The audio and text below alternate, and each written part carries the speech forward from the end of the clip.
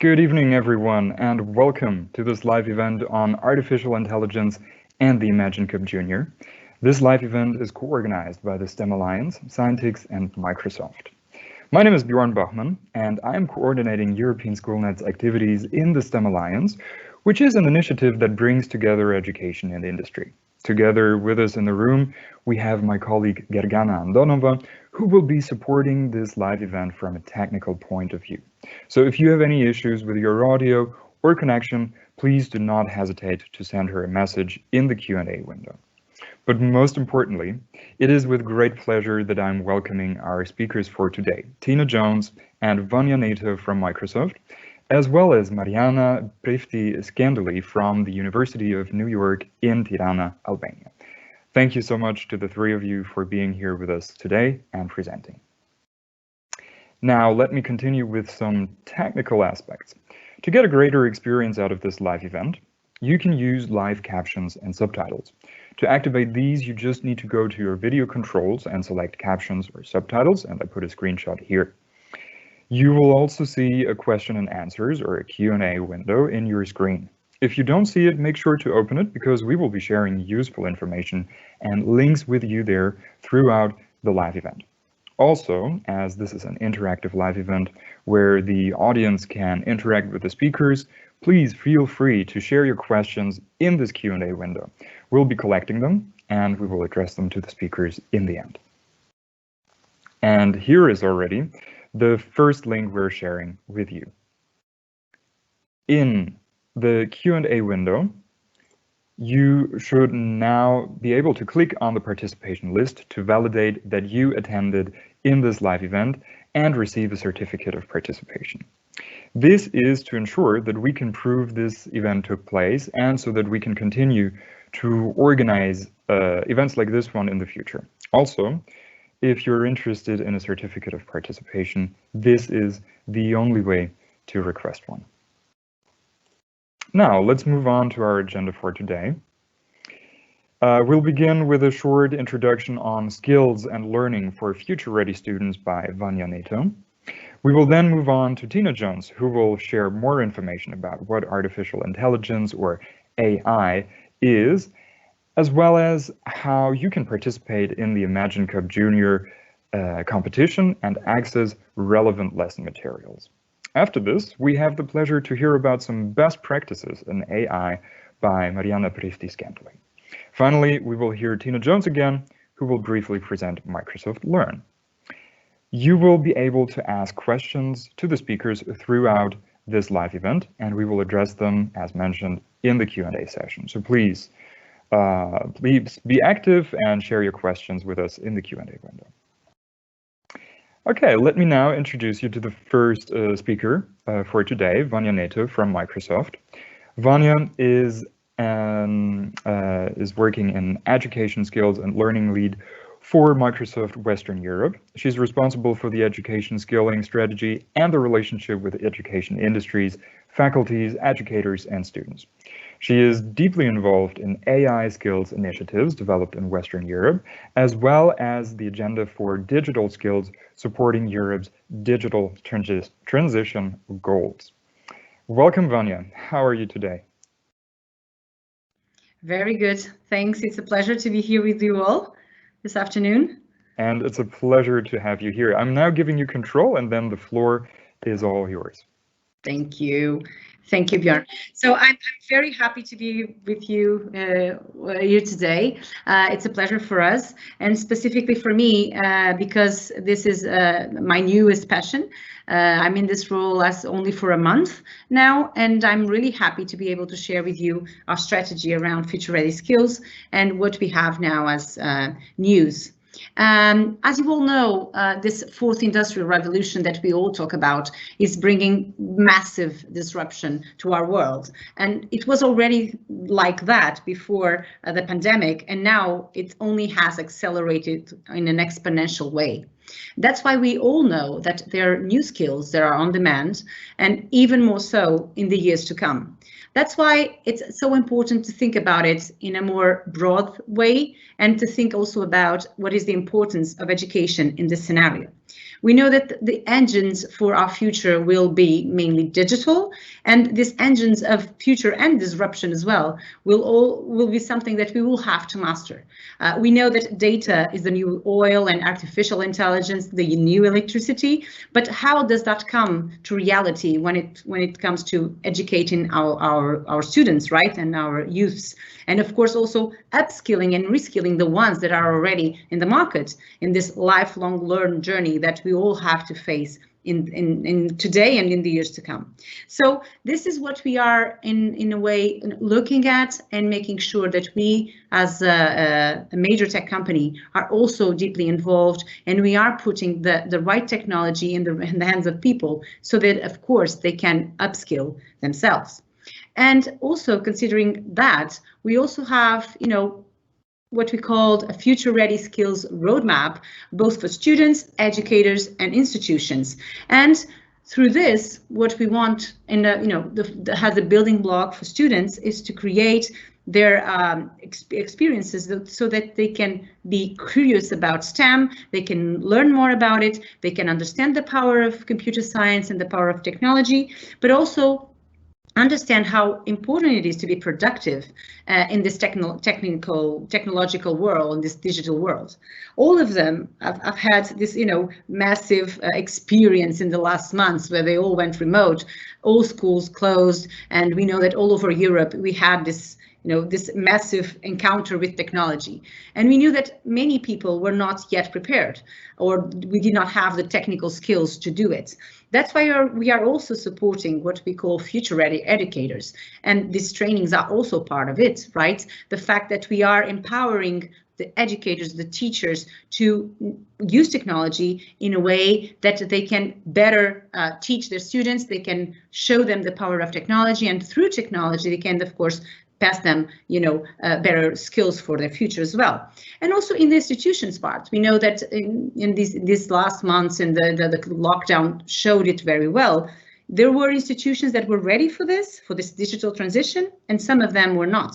And so we also have this important, I would say, role to make sure that we are creating this learning culture inside the institutions, but also, you know, giving the right skills and upskilling and reskilling the IT staff of the institutions as well, so they are also better prepared to support, you know, the teachers and the students. In this journey, we know that through our, you know, from primary to higher education, and even through lifelong learning, there are different steps and building blocks that we consider that are really fundamental to make sure that the kids that are not kids or the young people will have better skills in the future. So starting from digital literacy, you know, basic one, from productivity, also, you know, computer science, or even programming and coding. For example, through our Minecraft Education Edition, we start there in primary education, but we want to, you know, build with them the skills that they need, growing to a more computer science, you know, tech ready programs, and of course also making them grow in what we consider the, you know, the basic and basic skills that need to be held up, like collaboration, creativity, critical thinking, and all of that they need to be successful in the future. And that's what we are after as well in all the experiences that, and all the, you know, the curriculum and programs that we are putting together. You here have, you know, also a building block of what it is that we are doing so far for students. And you can see that from sparking their curiosity, we also want to make sure that in the future they will be, you know, better prepared for their employability, and they will have more technical skills that they will need in this world. They also need it today, but in the future even more. So this is just, you know, a short visual of what you can see and what you can expect from our student pathways in terms of skills. But more than that, we know that how important artificial intelligence is, like the new electricity, but also how important it is to use it in a responsible way, and making sure that this AI can augment and amplify our human ingenuity. We know that's the goal, but the kids need to understand what is the potential and how it should be used in a responsible way, in an ethical way as well. For that, we have been creating lots of materials and resources. I just give you here an example of what we've done, for example, for the Hour of Code 2020. I'm not sure if any of you were part of it. If you were, you know what I'm talking about. If not, I really encourage you to try and take a look. I have here the links, and this will be shared with you, of where you can find it and how you can share it with your students.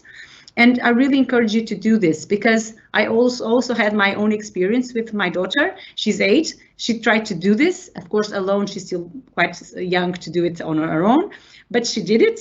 And the fact is that it's not really, it's not really straightforward. Even for me, that was helping her. I thought, wow, this puts you to think. So this critical thinking and collaboration is something that you really need to have in order to pass the challenges.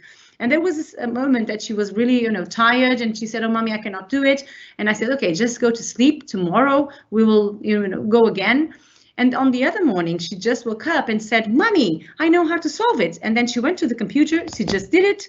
I still, from today, I don't know what she did, but the fact is that she went through the challenge, and she was very happy about it. So I didn't read it, I just experienced it with my daughter. So I really can tell you that this is a fantastic experience, not only for them to understand what is AI and what is the power of it, but also, this other, I would say, competences and skills about empathy, the collaboration and the inclusion that you need to have to make, this challenges and go through the challenges in this Hour of Code program that we put together. So this is just an invitation for you to try a bit more, and I hope that you will find it, and your students will find it as interesting as we did here at home.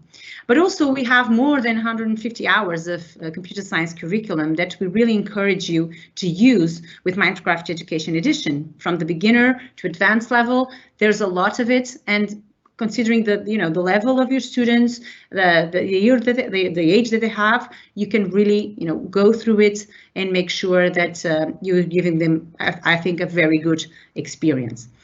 But from my side, I would say that is mainly it. I think that for me, and of course for Tina, who will speak just after me, we are very happy to be able to bring all these resources to you.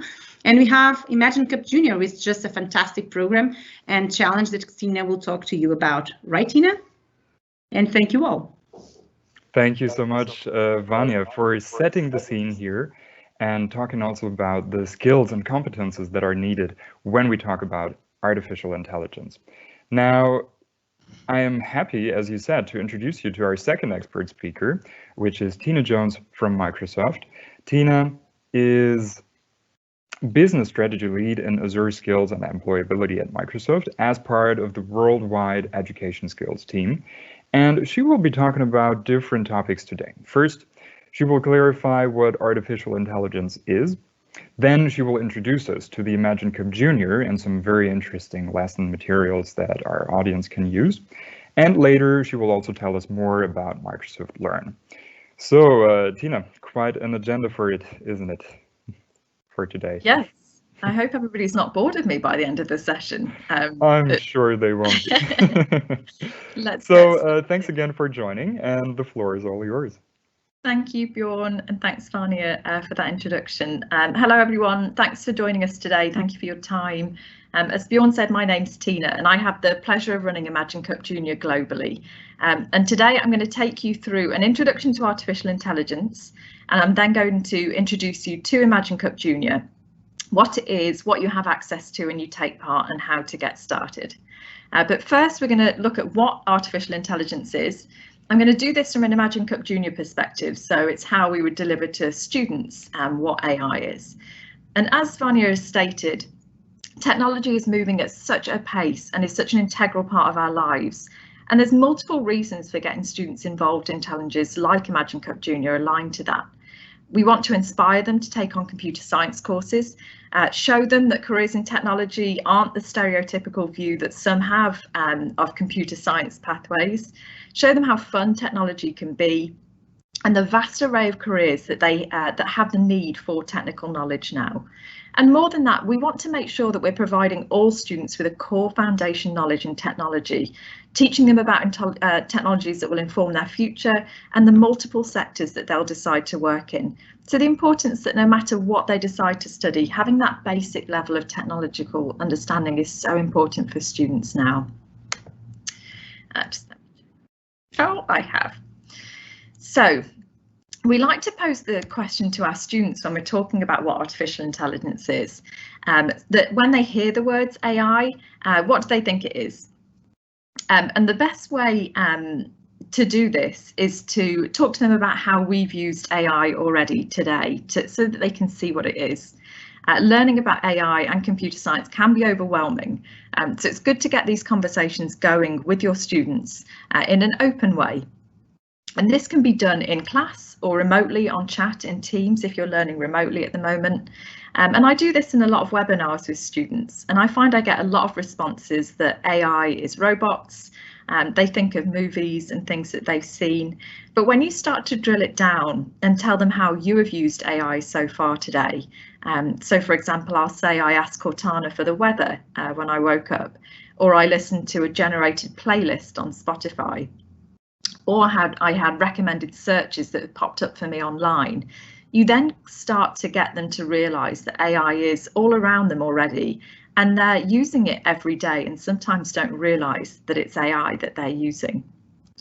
So there's lots of definitions of AI out there, but in Imagine Cup Junior, to keep it simple, we use this simple overview that AI is an attempt to make a computer, a robot, or another piece of technology think and process data in the same way that humans do. And it's then good to get students thinking about what elements of human intelligence could be done by a computer, robot, or piece of technology. My slides. So prompts can include how we as humans learn things. So we could say we learn to play a guitar. We make a decision like when it's safe to cross the road. We remember things like faces and names of our friends. And we can also call out at this stage the things that we do best as humans. Sometimes students are a little bit worried about artificial intelligence, and it's good to say what humans will always do better. So we do our own homework. We have conversations with our families and friends, and we use our emotions as part of that. So on this next slide, we look at elements of artificial intelligence and examples of where this occurs. So in reasoning, how we apply logic to artificial intelligence, how a machine learns from data and then solves problems as a result, how we can use sensors to monitor senses and then provide intervention using AI, and then also linguistic intelligence like translator or voice to text. And to help your students understand this idea of AI as human-like intelligence in a machine, we have an awesome video about seeing AI, and I'm going to share that with you today. This is an app that Microsoft have available now. So I'm just going to play this video. Please pop in the chat if you have any issues with audio, but should be good.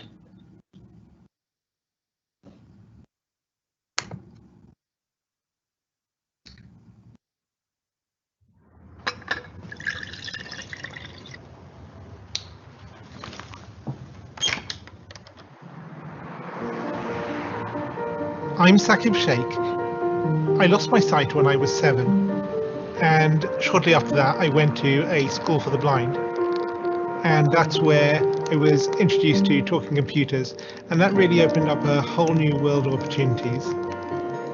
I joined Microsoft 10 years ago as a software engineer. I love making things which improve people's lives, and one of the things I've always dreamt of since I was at university was this idea of something that could tell you at any moment what's going on around you. I think it's a man jumping in the air doing a trick on a skateboard.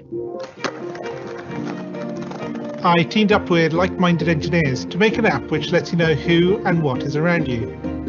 It's based on top of the Microsoft Intelligence APIs, which makes it so much easier to make this kind of thing. The app runs on smartphones, but also on the Pivot Head smart glasses. When you're talking to a bigger group, sometimes you can talk and there's no response and you think, is everyone listening really well, or are they half asleep? And you never know. I see two faces, 40-year-old man with a beard looking surprised, 20-year-old woman looking happy. The app can describe the general age and gender of the people around me and what their emotions are, which is incredible. One of the things that's most useful about the app is the ability to read out text. Hello, good afternoon. Here's your menu. Great, thank you. I can use the app on my phone to take a picture of the menu, and it's going to guide me on how to take that correct photo. Move camera to the bottom right and away from the document. And then it'll recognize the text. Read me the headings. I see appetizers, salads, paninis, pizzas, pastas. Years ago, this was science fiction. I never thought it would be something that you could actually do, but artificial intelligence is improving at an ever faster rate, and I'm really excited to see where we can take this. As engineers, we're always standing on the shoulders of giants, building on top of what went before. And in this case, we've taken years of research from Microsoft Research to pull this off. I think it's a young girl throwing an orange frisbee in the park. For me, it's about taking that far-off dream and building it one step at a time. I think this is just the beginning.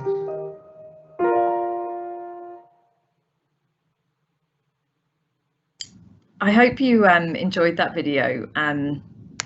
It is one that I think is really special. And this app is available now that you can use, and not only is it changing the lives of many people, and it's a great example that you can use with your students. I know I downloaded it for my niece and nephew, and I use it to teach them examples of what artificial intelligence is. And they have fun not only using the app, but learning about what it's doing and also how it's changing people's lives. So there's plenty of elements of AI and technology working in the background of the Seeing AI app. For today, I'm just going to give a bit of an overview of three of them. So cloud computing, computer vision, and machine learning, just to have a little bit more of an understanding of what's going on. So this slide is focused on cloud computing. It's an important element of artificial intelligence and part of the reason why it's become so widespread in recent years. As Saqib uses Seeing AI, not all the information is stored in his phone or within his glasses.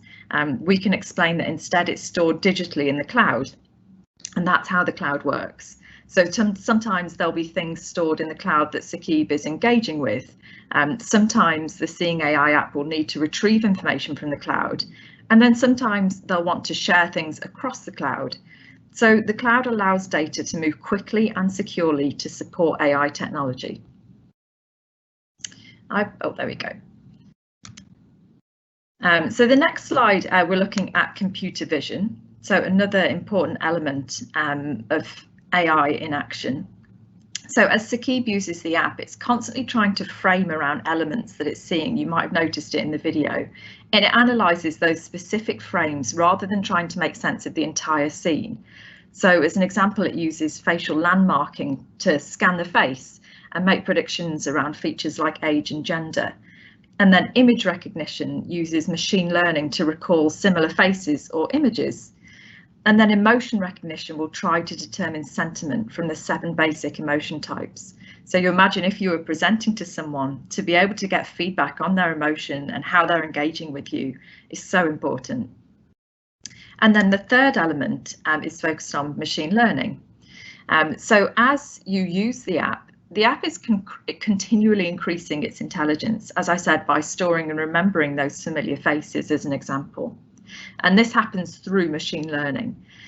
So machine learning gives machines the ability to automatically learn and improve from experience without being explicitly programmed. So, for example, search engines online continually get better at predicting what they think you're trying to find.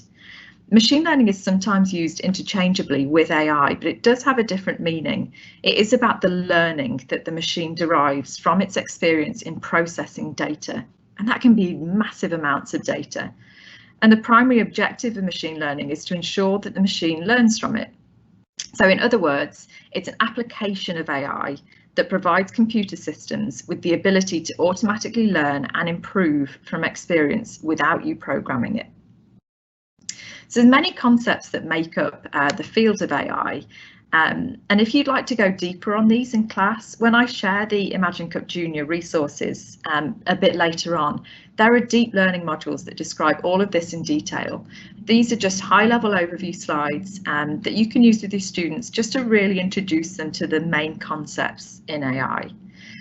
So Microsoft has developed many AI tools that AI inventors and developers can use as they create their own app. And these are known as the cognitive services. There's 5 of them. You can see them on the screen here. And it's important that your students understand these, particularly as part of Imagine Cup Junior, because we'll be looking at how they've used these cognitive services and how they've integrated them into their tools and their concepts. So make sure that they have a look at these. Again, they can go deeper in the resources. And on this next slide, you can see that aligned to each of the cognitive services, there are APIs that have been developed aligned to each. Sorry, slide issues. There we go. So some of these might be familiar to you and with your students. So Immersive Reader is an example. Hopefully that's something that you're using within things like Word, searching with Bing, spell check, speech translation and facial recognition. And these APIs are things that developers then can leverage and use. But as an example for your students, they can say as part of their project, I'm going to use facial recognition API to build out what I'm going to do for Imagine Cup Junior. So when we start talking about cognitive services, it does sound scary and new, but when you know what they are and you look at this breakdown under each one and realise that you're actually quite familiar with them, it makes it a lot more understandable for you. So that brings me perfectly to Imagine Cup Junior. As these are the services that we want students to be embracing as part of their project. So Imagine Cup Junior is a global challenge for K-12. It's created with the objective to spark interest and get students excited by technology and its ethical and responsible use to change the world. It's an extension of the amazing Imagine Cup collegiate competition, which you might be familiar with, but we wanted to make sure that we were welcoming students of a younger age to take part in a Microsoft challenge. So it's open to students aged 13 to 18. And what we're asking them to do is to come up with ideas to solve real world challenges aligned to Microsoft AI for Good initiatives. So we welcome submissions from individual students. This was an update we made this year in response to the remote learning situation. So that it is a nice project that students can work on at home. But in addition to learning about AI and Microsoft solutions, we do say that it's a great way to encourage student teamwork and build 21st century skills. So they can also do it in teams of up to 6 if that's something that you'd like to work on with your students. In terms of what we ask them to do, it's a 10-slide PowerPoint. We provide a submission template for this, which is super simple and easy for them to use. I've put the they're the AI for Good categories that they can pick as part of their project. So they just identify a problem that's aligned to one of these AI for Good categories. So this is the submission template here, and we lay out on every slide what we hope for them to do. I get a lot of questions from students to whether they actually have to build their concept, and the answer is no. What we want them to do is to identify a problem aligned to one of the AI for Good initiatives. They then need to research their problem, identify how it impacts on them, their community or the world around them, and why they would like to solve the problem. And we then want them to move on to how. So from their learning on AI, what would they create? So you can see we're asking them to go into their problem here, what research they've done, what their concept is. We love drawings. They can do whatever they want to bring that to life for the judges, and they have a couple of pages to do that. And then we go into ethics, how they're going to solve the problem, how it uses artificial intelligence, and then references. So you can see it's really clearly laid out what we want them to do. And what we want them to bring to life is, what is it? Is it an app? Is it a wearable? It could be a watch. It could be something that's actually built. Is it a robot? There are lots of different things that they could create. And it can be anything that they want, and then we then want them to think about what cognitive services they would use to make this feel like a real project. So the next really important factor that we asked them to consider that I haven't mentioned yet and was within those slides is ethics. So they'll be guided throughout their work by Microsoft's AI for Good principles, and they'll be asked to think about how their AI accounts for fairness, reliability and safety, privacy and security, inclusiveness, transparency and accountability. And that's a big part of the learning that we get them to undertake during Imagine Cup Junior. So hopefully what we've looked at so far gives a good understanding of what AI is for you, how we would approach that learning in the classroom and get students starting to think about it and get excited about it. And then hopefully from that submission template and hearing what they've got to do, you can see how accessible it is for students of all ages, regardless of their experience in technology. And I will say the way that we do the judging rubrics, anybody is able to win. They do not need to have known anything about artificial intelligence before they started their project. And when we look at the winners that we had last year, we had one group of 13-year-old students who actually said in the notes of their project, we didn't even know what artificial intelligence was before we started this. But the problem that they identified was so thoughtful, articulated well, they've researched it well. They'd really identified a problem that was very specific to students in their community that they wanted to solve. They'd clearly gone through the student guides, learned what everything was and applied it to their projects so well. And they brought it to life with drawings and videos, feedback from other students. And then the other extreme, we had an 18-year-old winner who created a CAD drawing of his design. He actually shared his code with us. He built a website. So he'd done a real deep level of learning and stretched himself because he probably already knew about artificial intelligence to start with. But both had equal shots at winning, and that's how we've designed the judging rubric. So I want to make sure that all students feel excited to take part and know that they've got a great shot at winning. So next I'm going to show you how to get started. Registration is really simple. It's at aka.ms/Imagine Cup Junior, and when I've finished I'm going to pop all of the links that I've mentioned in the chat pane. On there, an educator, parent or guardian can register and you receive immediate access to all of the resources that I'm about to share with you. So if we think of there being 3 levels of depth that you could go into to bring Imagine Cup Junior to your classroom, I'll start with the completely hands-free option, and that is to get students to attend or watch the webinar and hackathon series that you can see on your screen. And we take them through from start to finish on what is AI, where AI exists all around them, and how AI can be used for good. And then we have a 3-hour hackathon where they can build out their projects from start to finish, and they will be ready then for you to submit their projects. So that would be 6 hours for 3 webinars and 1 hackathon. I know that you'll see from the dates here that the webinars for EMEA have already been, but they're recorded and available. So aka.ms/ICJ webinars. You can register for that, get the recording for the webinars, and your students can access them. And the hackathon is still ready and for students to take part on the 16th of March for you. These are really interactive and we give students the option to ask lots of questions. So if you don't necessarily feel comfortable in delivering on AI yet, get them to join the hackathon and we'll all be online there to answer their questions, both about AI and about Imagine Cup Junior. So option 2, if you wanted to bring it to your lesson a little bit more, we have the Imagine Cup Junior 4 Beginners Kit. So this is 5 45-minute modules, and for each one there's slides available for you. Each module has presenter notes and an educator guide on tips for delivery. And to show you how easy it is to deliver, this is what I actually used today to share with you what AI is.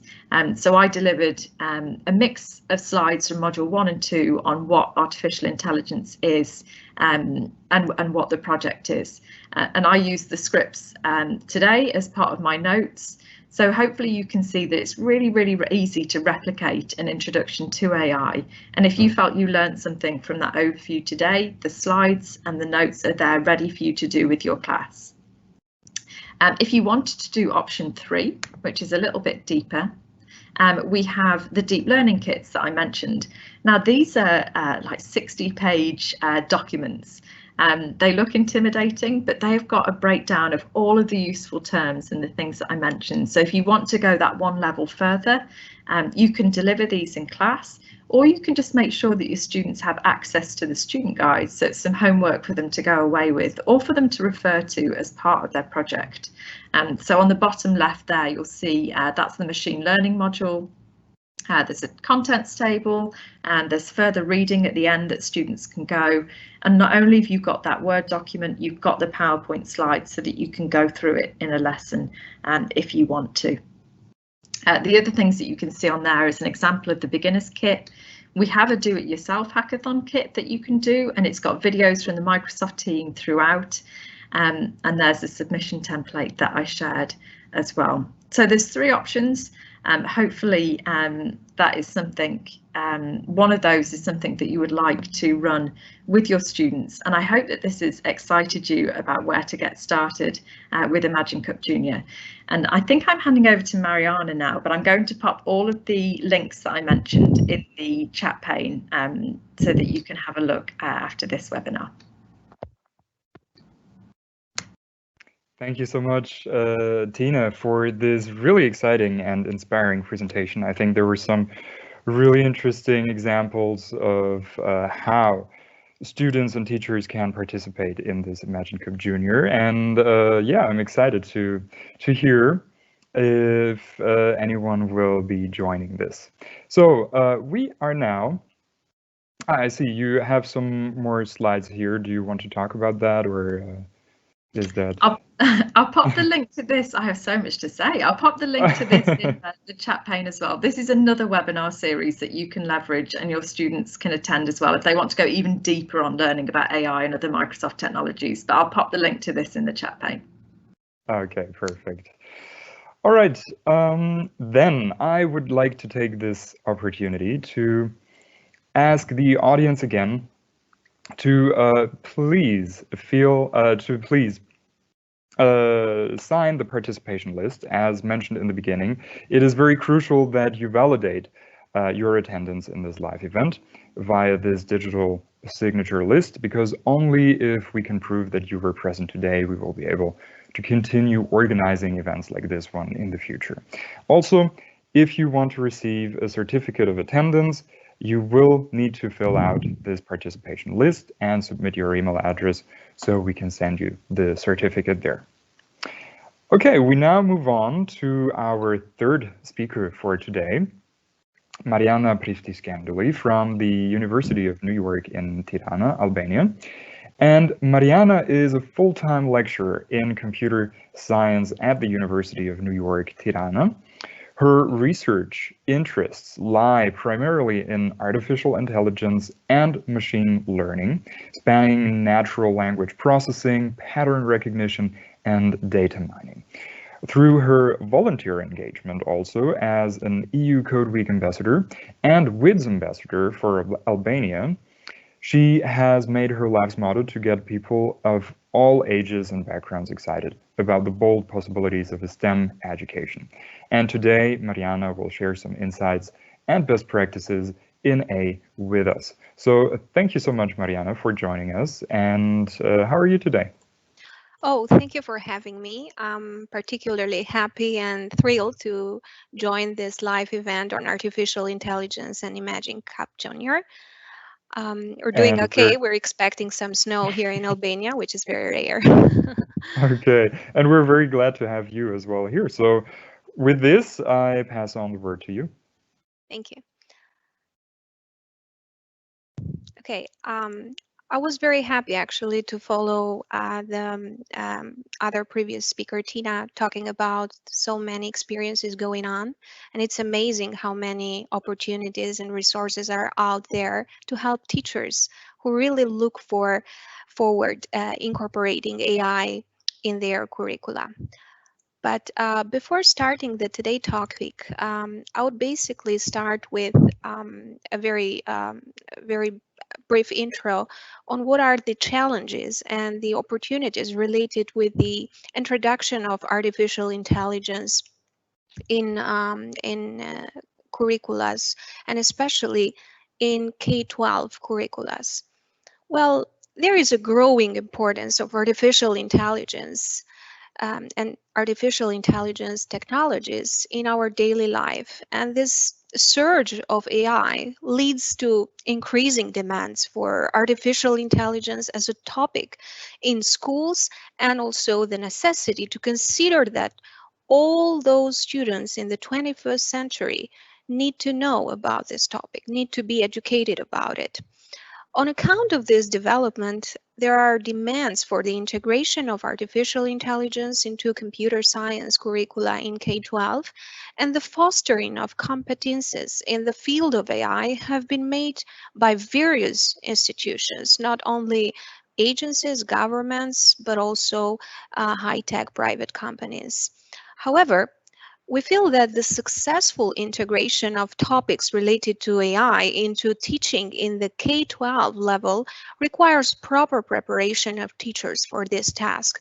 Well, the reason why I'm here talking exactly about this is not because I am directly involved in K-12 teaching, but because of my everyday engagement as a lecturer at the university and teaching and delivering undergraduate courses.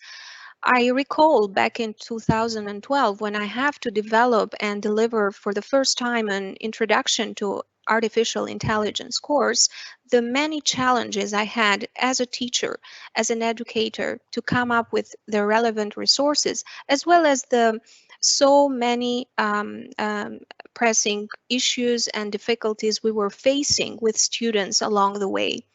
So becoming a mother of two kids as well, and being surrounded by so many questions, whether I have to explore expose my kids to technology or not, I found myself being engaged as the ambassador of EU Code Week for my country, and that has been so far a very rewarding and very, very interesting experience, which allowed me actually to fulfill that motto, which is exactly a motto of a person who feels in between being an educator and also an IT professional. So with my engagement as an EU Code Week ambassador, I really put hands on many of those K-12 lesson plans and guidelines, which are aimed to bring exactly this topic of AI, including machine learning as well, down to everyone in a fun and in a very engaging way. Well, I would say that one of the biggest questions about teaching AI in K-12 is where it would fit during the school day. And this is probably a question that many of the teachers are asking around. We might want to see this topic woven into lessons across different grade spans in ways that are useful for students of different ages. Well, if we take, for instance, early grades, a big goal is to help students understand what AI is in relation to their own senses, their own ways of making sense of problems.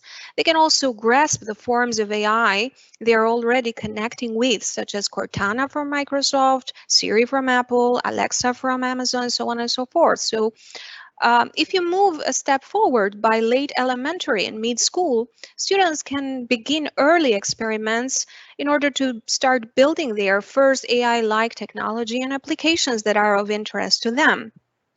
We're sort of imagining it's going to be integrated across the curriculum. Once you get into high schools, we'd love for it to be integrated, but there's also an opportunity to have dedicated classes focused on AI. Well, I would say that as well, the rise of AI has stoked a lot of fear about whether the technology will end up displacing workers whose skills are made obsolete by machines, by robots. And this sort of uneasy extends up to K-12 schools, where some educators we feel they worry that AI could undermine traditional instruction. For instance, if schools were to seize on tech-based technologies for lessening their reliance on teachers. So those questions aside, the goal of schools and educators should be to create AI literate citizens who can reason about AI technology and how it should be used. That means understanding AI at its core, understanding that AI is not only about machine learning or robotics, and somehow breaking exactly that dystopian view of killer robots. And the responsibility for designing those AI systems that improve society rather than doing it harm falls on human designers of technology, falls on us as educators, and on those that will create the curriculums. So when you create an artifact, for instance, whether you are a teacher or a student, even in the case when it is a small artifact such as a chatbot, you will realize that there's a lot of choice people have in making those decisions. So therefore, you might want to make sure that these things are on the hands of the users, and we should make sure that the younger generations are properly educated on this behalf. There's also a lot of research going on in a pursuit to sort of address these challenges that teachers are facing nowadays in the K-12 level. There is a very interesting survey that is going on actually from an assortment of researchers from German universities who have kind of conducted a questionnaire survey to get a first estimation of computer science teachers' knowledge about the subject area. And this survey shows that teachers' knowledge about artificial intelligence is broadly influenced by current hype topics, and especially by media coverage of AI. Therefore, teachers place a slightly higher value on socio-cultural and technical knowledge about AI than on pure application-oriented competences. Moreover, according to this research, teachers sort of perceive a lack of I would say teaching materials as well as best practices, examples on and tools as well that they may be capable to introduce into their curriculums in order to make sure that they deliver the artificial intelligence related courses. So talking about these challenges, the integration of AI would probably be a possible mission if you just take a reference to these initiatives that are currently launched in the market, such as the ones that I listed here, is just a point of reference. Every teacher can go there and access these publicly available resources. These are some interesting initiatives. The first one, AI for K-12, is actually based in the States. It's a jointly sponsored initiative by AAA AI and computer science teachers associations. But these are like instruments that United States have come up with, including CS for All Teachers Co.org, immense and resources there, and a lot of inspiration you can get out of these initiatives. While talking about what's going on in Europe, then I would stress exactly the importance of elements of AI initiative, which has a Nordic ring, and it is initiated by University of Helsinki. And the recent one, EU Code Week, which is a grassroots initiative that is supported by European Commission and which is aimed exactly at bringing digital literacy down to everyone, regardless their gender and age, their background and understanding of the field, in a very fun and engaging way, as I was saying. Well, talking about how AI will revolutionize the K-12 experience, maybe this is a question that every teacher is trying to answer too, in their quest to either accommodate AI in their traditional way of teaching or not. Well, I would say very briefly that there are two ways in which AI would allow us as teachers, or as decision makers, as educators in general, to kind of revolutionize the current K-12 teaching and learning experience. First of all, by allowing K-12 institutions to leverage AI solutions, which will assist not only teachers, but also students with different needs. And secondly, and more importantly, I would say the second way or the second direction in which we can help revolutionizing the K-12 experience through AI is by making room for AI in the K-12 computer science curricula. And this is exactly where I want to stop today, trying to share, a very interesting project, which is supported by EU Code Week initiative, and which is aimed at bringing the first learning bits, which consists of lesson plans, which are publicly available, developed by researchers and experts of the field. These are some lesson plans very near and dear to my heart that I worked on with my colleagues at the EU Code Week. And these are some quick screenshots that allow you to sort of get an idea and a taste of how this how this page looks like, and what would you expect if you are going to visit this Learning Bits page. Well, just And going sorry, further. Mariana, can you? I think you also have an example of this lesson plan. Can you maybe share this in 1 minute with Absolutely. the audience? Okay. Because I had a look at the time and we might have to come to an end soon. Exactly. I'll do so very quickly. Actually, I believe that this is a very nice lesson plan, which is tailored for lower and upper secondary school. These lesson plans are very interesting. They are useful because they bring the attractive current topic of AI and ML, proposing a playful and interactive learning perspective. This project is meant not only to inspire teachers about AI-related opportunities and limitations, but also to push them sort of towards exploring more about these topics. In these lesson plans, more specifically, I'm just going to give you an idea of how the lesson plans are structured. We are trying to sort of answer the questions such as, can a machine tell the difference between an apple and a banana, a bicycle and a car? So things like this. And students here are actually pushed towards learning to teach the machines to do this sort of classification. And the activity in subject here helps you as a teacher to kind of move students towards a very different learning experience. Your students will basically build a smart classifier of fruits or vehicles here using Google's teachable machines, so open source tools.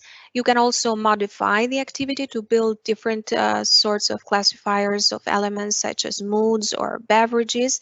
And in this specific activity, students get familiarized with the basics of machine learning and artificial intelligence, because they start to develop their analytical and computational thinking skills. This by doing a very intense exploration of how machines learn and how they can be trained to do so. They will also analyze the machine's output and methodically improve the machine's algorithm, which is a very interesting aspect that we need to teach to our students while exposing them to topics related to AI. And furthermore, a very nice aspect of this learning and teaching plan is the fact that students will develop their learning to learn competency, as they will use journals in order to write down their reflections during the process. And they will also, by the end, discuss about algorithmic fairness, helping them to not only put up a rationale about fairness and bias as well, but also deduce and conclude their activity in a very nice way, and not only make them enthusiastic about the topic, but also bring them into the 21st century with a new skill set. Thanks a lot, Mariana. And yeah, thanks for this really interesting presentation on the lesson plans that are available, as well as the resources that you shared. I think this is very practical and engaging for our audience. Now, before we come to a very short Q&A session, I would like to give the floor back to Tina Jones, who will briefly present the Microsoft Learn initiative. So, Tina, giving the floor back to you. Awesome, thanks Bjorn. And Mariana, that was amazing. And I hope everybody's really excited about all these ways to bring artificial intelligence to your classroom, and hopefully just get all of the students to recognise their learning by taking part in that global challenge and having the opportunity to get their projects recognised across the world. So Microsoft Learn is another place that you can get students started with their learning. It's a free online learning platform. At the moment, it has over 2,200 modules and it is forever growing.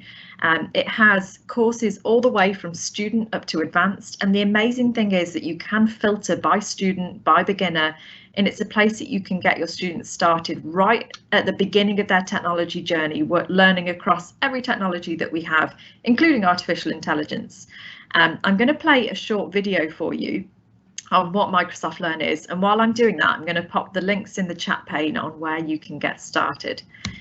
So if we just get the video going.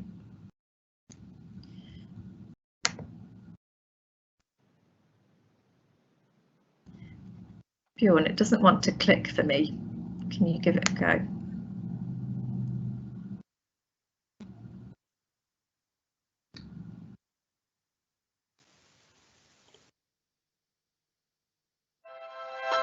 As students, you're told the best way to find a career path is to follow your interests.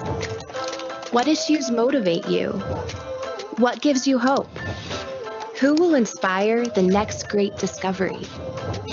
Once you find where your path starts, we're here to help you cross the finish line.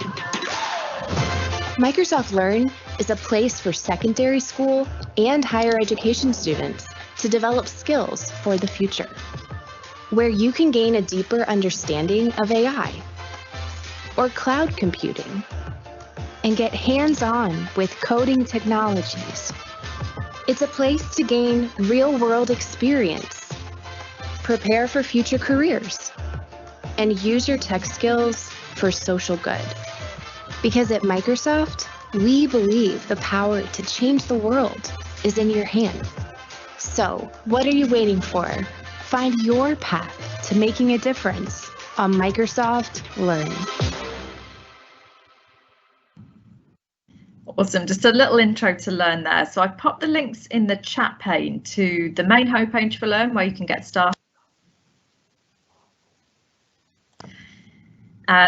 Brilliant. So I've popped the links in the chat pane for you of where you can get started with Microsoft Learn. So the main homepage, the link for students, and then also a link for educators. So if you wanted to start delivering on Microsoft official curriculum, you can register as an educator there and get access to certifications, our curriculum to start delivering with your students. We have courses in space, we've got introduction to Python. Please have a look, have a play around with Learn, and then I'm here for any questions that you might have on that or Imagine Cup Junior. But back to you, Bjorn. Thank you so much, Tina. And actually, let us move to the Q&A, because we have received a question already, and this relates to the Imagine Cup Junior that you mentioned previously. So we received some questions from Italy and Portugal, but I believe this will be interesting for actually everyone joining from the audience today. So where is the Imagine Cup Junior available? Is it available in Italy and Portugal and other places of the EU? Yeah, it's available globally. So all you have to do is register, regardless of where you're from, you register. There are some of the kits available in multiple languages, and in the chat pane I've noted what's available. That's the beginner's kit that we've got in some different languages. But you can take part regardless of what country you're from. If you have any queries, you can email imagine@microsoft.com, and we recognise 10 winners globally. So we'd love for there to be a winner from one of your countries. All right, great. Thanks a lot. And with this, I think we're almost at the point where we can wrap up. It's really been a pleasure to be here with you today. And I would just like to mention again, as previously, that the audience today, if you attended in this live event, please use the digital signature list. That's important if you want to receive a certificate of attendance, and this is the only way, so you can request one. If you're watching the recording of this live event, please note that only participants who attended live will be able to receive a certificate. Now, we are sharing in the Q&A window the feedback survey, and this is because we would really appreciate if you could take about 3 minutes to share your thoughts and feedback on today's live event. And that's how we can know how we can improve in the future. And finally, as this has become clear in this live event and how the amazing speakers have shown us today, AI is becoming more and more pervasive in our lives, and yet in schools it can be useful to teach more about it. So this is why we decided to develop this massive open online course on AI basics for schools, and that guides teachers to explore the potential and limitations of AI, as well as to discover how AI may enable them to implement new ways of teaching and learning in the classroom. So you can register now. It'll start on the 8th of March. And since we're talking about MOOCs, I would also like to mention the Aerospace in Class MOOC, which will launch next Monday already. So here in this MOOC, you will be guided to create your own learning scenario with tested materials from the Aerospace in Class project. And as I mentioned, it's starting next Monday, so hurry up and register quickly, so we will see each other next week for the first module of this MOOC. Now, the recording of this live event together with the slides will be available on the STEM Alliance website in the following days, and we will also send you a follow-up email with all the details you need. Thank you so much, Vanya, Tina, and Mariana for your presentations. This was really inspiring and really great. I hope the audience enjoyed it just as much as I did. And thanks to the audience for your really interesting questions. That is all from our side. Take care and stay safe and have a nice evening. Bye-bye.